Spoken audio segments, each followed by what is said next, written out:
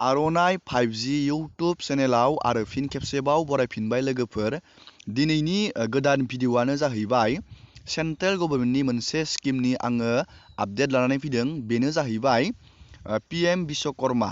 बे स्किमखौ recently central गभर्नमेन्टआ लन्च खालामदों। नोंथाङा बेयाव एप्लाइ खालामनो सानदोंब्ला माबायदि एलिजिबिलिटि क्राइटेरिया थानांगोन आरो नोंथाङा बेखौ बोरै एप्लाइ खालामनानै लानो हागोन आरो बेयाव नोंथाङा एप्लाइ खालामनानै माबायदि लाब लानो हागोन, जों बेनि बेसिक डिटेल्सखौ जोङो नैबे भिडिअ'आव सावरायगोन। अब्लानिया नोंथाङा इजियावनो बेखौ एप्लाइ खालामनानै बे स्किमाव लाब लानो हागोन। लोगोफोर, बे स्किमनि थांखियानो जाहैबाय जाय बिथांमोना फिसा फिसा खामानि मावो, जियानो जा नोंथाङा आखाइनि फिसा फिसा खामानि जेरै राजमिस्ट्रि, इलेक्ट्रिसियान बायदि बायदि आखाइजों खामानि मावो, नोंथाङा आखाइनि खामानि रोंगो बा नोंथाङा सिखायनो सानदों, रोङाबाबो नोंथाङा बे स्किमाव एप्लाइ खालामनानै नोंथाङा बे स्किमनिफ्राय लाब लानो हागोन। नोंथांखौ ट्रेनिं होनाय जागोन बे खामानिनि सायाव, नोंथांनि खामानिनि सायाव। नोंथाङा बेयाव एप्लाइ खालामनानै लाब लानो हागोन। जों दानिया बेनि बेसिक क्राइटेरिया एलिजिबिलिटिखौ नायनोसै। नोंथाङा बेयाव एप्लाइ खालामनो हागोन। नोंथाङा नैबे पेजआव आङो भिडिअनि डिसक्रिपसनाव लिंकखौ होनांगोन। नोंथाङा बेयाव थुबाथाय, लिंकआव थुबाथाय नैबे पेजआव फैखागोन। नोंथाङा नैबे 3 डटआव थुबानो जाबाय। नैबायदि पेजआ गेवगोन। नोंथाङा नैबे स्किमनि माबाखौ नायनो थाखाय, एलिजिबिलिटिखौ नायनो थाखाय नोंथाङा नैबे 3 डटआव थुबानो जाबाय। दानिया जोङो बेनि स्किमखौ नायगोन। जोङो नैबे स्किम बेनिफिटआव जोङो थुगोन।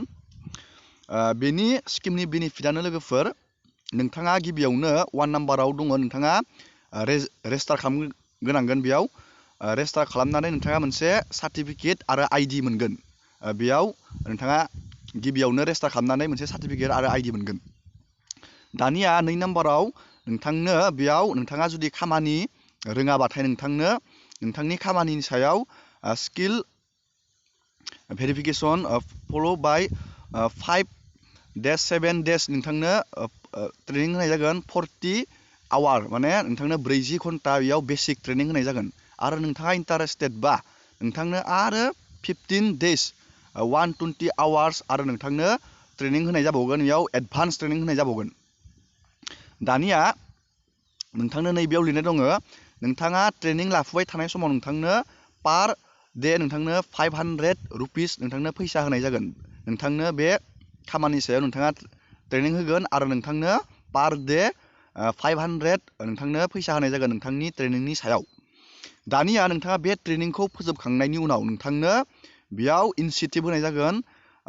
नोंथांनो 15,000 ग्रेन्ड, नोंथांनो नैबे 15,000 नोंथांनो इनसेन्टिभ फैसा होनाय जागोन। नोंथाङा बेखौ गभर्नमेन्टनो हरफिननो नाङा, नोंथांनो बेखौ होनाय जागोन। आरो नोंथांनो आरो नैबेयाव लन होनाय जागोन 1 लाख। 18 मान्थनि थाखाय नोंथांनो बेयाव 1 लाख लन होनाय जागोन। बिना गेरेन्टि नोंथाङा बे लनखौ मोननो हागोन नोंथाङा बे स्किमाव एप्लाइ खालामबा। दानिया आरो बे 18 मान्थनि थाखाय लन होनानै आरो 2 लाख लन होबावगोन नोंथांनो। नैबेयाव लिरना दंखायो, नोंथांनो आरो 2 लाख लन होनाय जाबावगोन। नोंथाङा बेखौ नायना लाबानो जाबाय। दानिया जोङो बिनि बेसिक माबाखौ मिथिबाय, एलिजिबिलिटिखौ मिथिबाय, बेनिफिट्सखौ मिथिबाय। दानिया जोङो बिनि एलिजिबिलिटि क्राइटेरियाखौ नायगोन। नोंथाङा नैबे एलिजिबिलिटि क्राइटेरियायाव थुनांगोन। जोङो बेयाव थुनोसै।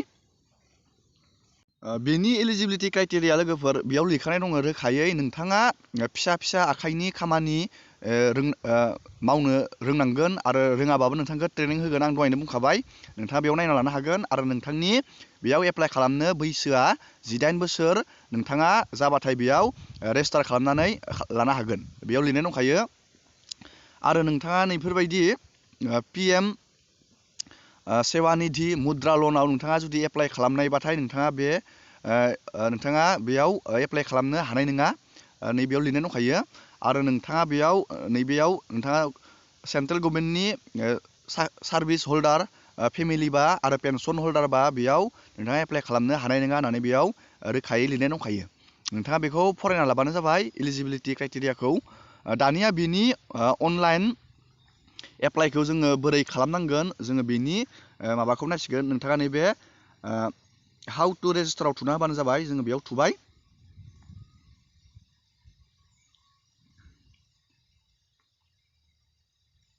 नोंथाङा बेखौ गिबियावनो स्टेप 1 आव दङ नोंथाङा मबाइल नाम्बारजों आधार नाम्बारजों भेरिफिकेसन खालामग्रोना लानांगोन बेनि उनाव नोंथाङा स्टेप 2 आव थांनानै स्टेप 2 आव नोंथाङा बेयाव एप्लाइ खालामनो हागोन आरो नोंथाङा बेयाव आइडि आरो सार्टिफिकेट मोनगोन आरो नोंथाङा नैबेयाव सार्टिफिकेटखौ नैबेयाव डाउनलड खालामनानै लानो हागोन आरो एप्लाइ खालामनो हागोन 4 नाम्बाराव नोंथाङा बेखौ मबाइल फनाव हानाय नङा नोंथांनि खाथिनि बेखौ CSC सेन्टाराव थांनानै नोंथाङा खालामहैब्लानो जाबाय गोबां जायगायावनो बेयो जाथ'वाखैमोन दा आसामावबो बेखौ बानायनो हासिगोन नोंथाङा बानायना लाबानो जाबाय आरो बेनि लाबखौ नोंथाङा लाबानो जाबाय नोंथाङा बेखौ मबाइल फनाव हानाय नङा मानो होनब्ला जाय बिथांमोना CSC आइडि दं बिथांमोनासो बेखौ